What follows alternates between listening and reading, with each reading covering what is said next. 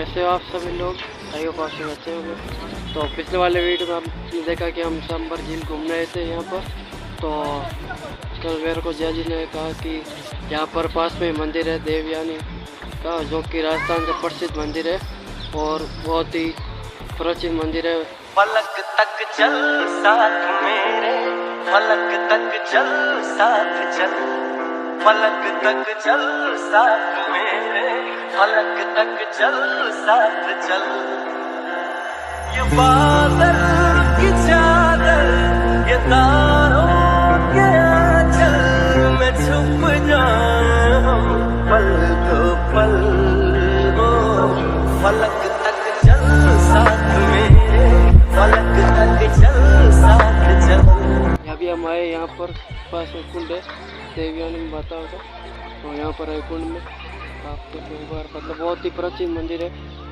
आपके हमारे पीछे जो दिख रहा है सभी चारों ओर वो सब प्राचीन ही है। देखो पुराने जमीन बने हुए।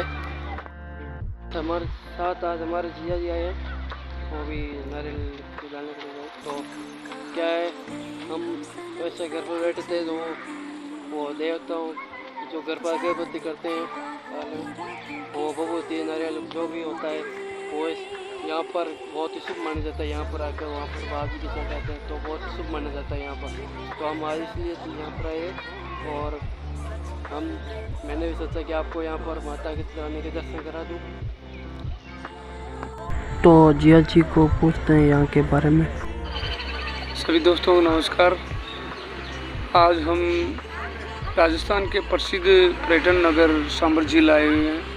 यहाँ ये जो आप देख रहे हैं सबसे बड़ा तीर्थ स्थल देवयानी जिनके नाम से जाना जाता है, और कहा जाता है कि देवयानी तीर्थ स्थल सभी तीर्थों की नानी के रूप में जाना जाता है। बहुत ही सुप्रसिद्ध तीर्थ स्थल है और काफ़ी प्राचीन जगह है, ये देखने लायक है। और अब बने रहिए, देखते रहिए।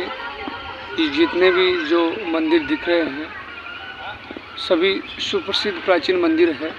और ये जो देख रहे हो आप, अभी मैं जो ये कार्य कर रहा था तो काफ़ी घर पर ये जो पूजा सामग्री थी काफ़ी पुरानी पूजा सामग्री, तो इसके बारे में मैं एक ये विशेष बात बताना चाहता हूँ कि जो अपने घर में पूजन सामग्री जो पुरानी हो जाए, नारियल है या ये लाल वस्त्र है, भभूति है या कोई फ़ोटोज़ है, जैसे कि अब हम देवताओं की फ़ोटो अपने घर में लगाते हैं, उसके बाद में कूड़े कचरे में न डालें। ये जितनी भी सामग्री होती है ये कहीं भी अपने आसपास के जो तीर्थ स्थल है वहाँ जाकर तीर्थ स्थल पर समर्पित कर दे, ताकि हमारे जीवन में कोई बाधा ना आए। क्योंकि ये सबसे विशेष बात ये है कि हम देवताओं का पूजन करते हैं, देवताओं की पूजा करते हैं और देवताओं की पूजा करते रहते हैं, और फिर वो जो फ़ोटोज़ पुरानी हो जाती है उनको कूड़े कचरे में डाल देते हैं। तो यही सबसे बड़ा कारण है कि हमारे जीवन में कई परेशानी आती है। आप इस बात का विशेष ध्यान रखें। जो भी पूजन सामग्री है या पुराने फ़ोटोज़ है या कोई भी अपने को जो आपको लगता है कि ये पुरानी हो गई है, अपने घर में नहीं रख सकते इसको, तो आप इसको तीर्थ स्थल पर जाकर समर्पित कर दे। परमात्मा के द्वार चली जाती है। बहुत बहुत धन्यवाद। बने रहिए दोस्तों। फलक तक चल साथ मेरे, फलक तक चल साथ चल, फलक तक चल। कुंड के पास में यह सुनता कुंड बना हुआ है। जब देखो बच्चे ने क्या ये वो पूर्ण हो गया और बहुत ही गहरा है, तो इसके अंदर नहीं नहाते, वो पास में बना दिया अलग ही नहाने के लिए। बहुत अच्छा काम है ये। मंदिर उधर पीछे तो उधर जाएंगे भी। ये तो बस कुंड था, हमने आपको पहले कुंड दिखाया।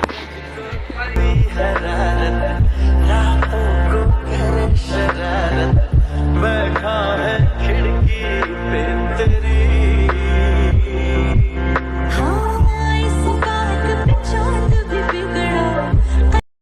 फ्रेंड्स, हम यहाँ पर आए, यहाँ पर महाराज से यहाँ के बारे में पूछते हैं। देवयानी जो तीर्थ स्थल है यहाँ के बारे में पूछते हैं इनसे, जो कैसे ये कितना प्राचीन है और क्या इतिहास है बताइए। देखो ये देवयानी तीर्थ कहलाता है। देवयानी सब तीर्थों के नानी जी और ये सांबर के आगे जी ये झील है जो लवणासुर सागर के नाम से प्रसिद्ध है। जी इसी समुद्र लवणा सागर है, तो यहाँ पे लवणासुर नाम का राक्षस था जी जी जो मथुरा का राजा था।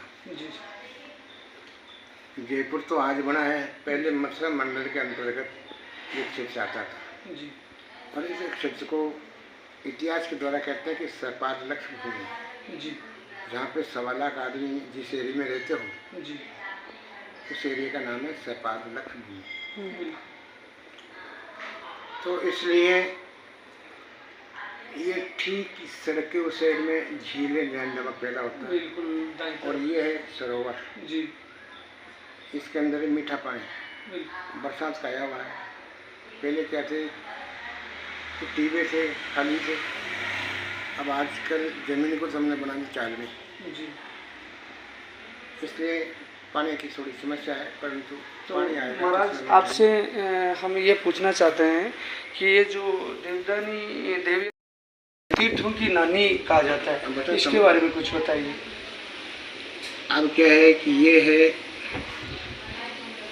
भगवान नारायण के नाभि कमल से ब्रह्मा जी की उत्पत्ति हुई। जी ब्रह्मा जी ने अपने तन मन से अनेक प्रकार की सृष्टि की, परंतु वो किसी भी सृष्टि से संतुष्ट नहीं हुए। बिल्कुल आखिर में उन्होंने अपने शरीर की 2 हिस्से किए, बिल्कुल। एक से नर और एक से मादा, स्त्री और पुरुष, जी जिसका नाम स्वयंभू मनु कहते हैं। जी उस मनु के 3 लड़के हुए, जी मनु और शत्रुपा से, उत्तानपाद जिसका लड़का ध्रुव था, जी और प्रियव्रत, बिल्कुल।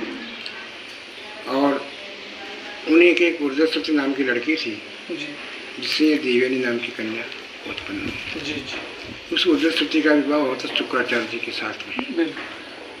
तो इस शुक्राचार्य जी की लड़की देवयानी। कहा जाता अब कालांतर के आद में है। जी जब महाभारत का युद्ध था जी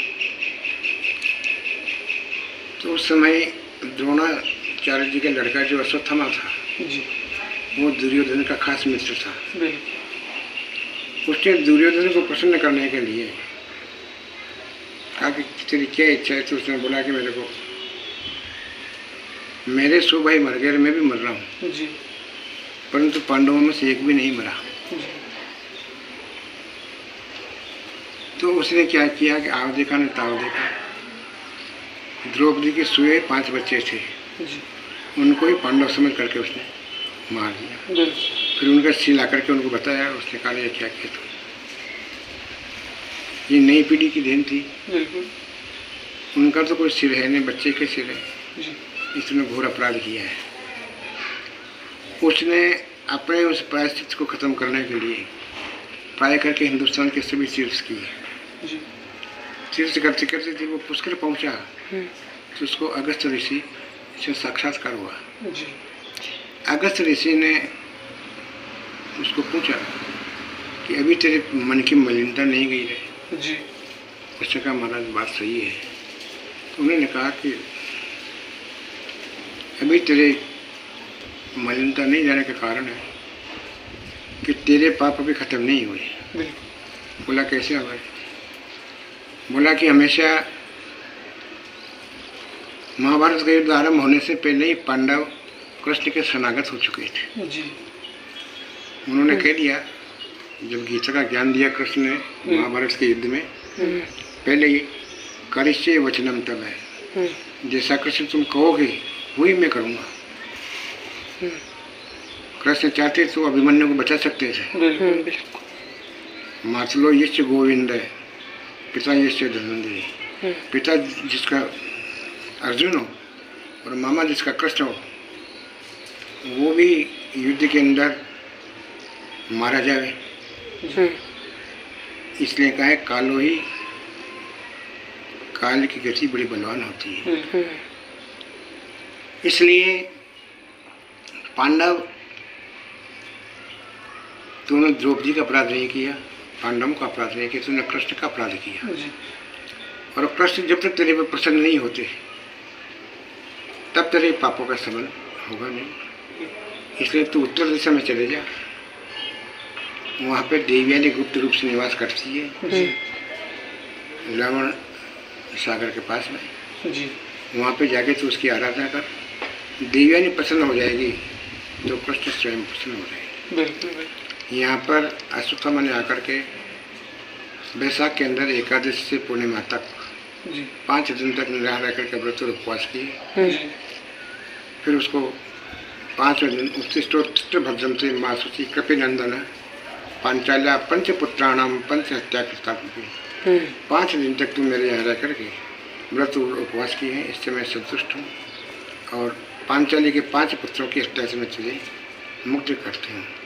तभी भगवान कृष्ण उसको चिरंजीव होने का वरदान दिया। आज हम 7 चिरंजीव में जो नाम लेते हैं अश्वत्थामा बलि व्यास हनुमान विष्णु कृपा परशुराम से सबसे चिरंजीव, ये सभी चिरंजीव महेंद्राचल पर्वत पर निवास करते हैं और वहाँ से अपने समय के अनुसार प्राय करके सभी तीर्थों के अंदर भ्रमण करते हैं। ऐसा शास्त्र का सिद्धांत है। इसलिए ये देवयानी सबसे सब नहाने कहलाती है। बहुत बहुत धन्यवाद। यहाँ पर बहुत बहुत धन्यवाद महाराज, आपने इतनी जानकारी दी। काफ़ी दर्शक देख रहे हैं और दोस्तों अब आपको बताना चाहता हूँ कि ये सांबर झील एक पर्यटन नगरी के रूप में जानी जाती है। आपको और भी कई ऐसे दृश्य दिखाएंगे पर्यटन नगर के रूप में, जैसे कि यहाँ साल्ट रेलवे स्टेशन है, वो भी आपको दिखाएंगे। थैंक यू, बहुत बहुत धन्यवाद।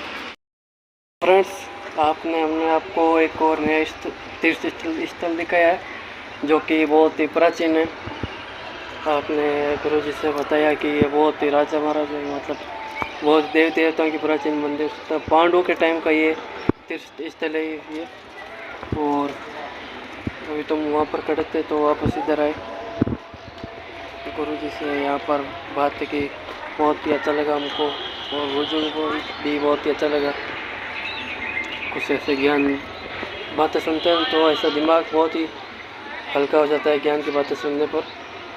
तो चलते अब आगे, टाइम बहुत कम है और आगे आपको दिखाना है सांबर के बारे में। यहाँ प्रसिद्ध स्थल है वो। फलक तक चल साथ मेरे, फलक तक चल साथ चल, फलक तक चल साथ मेरे, फलक तक चल साथ चल।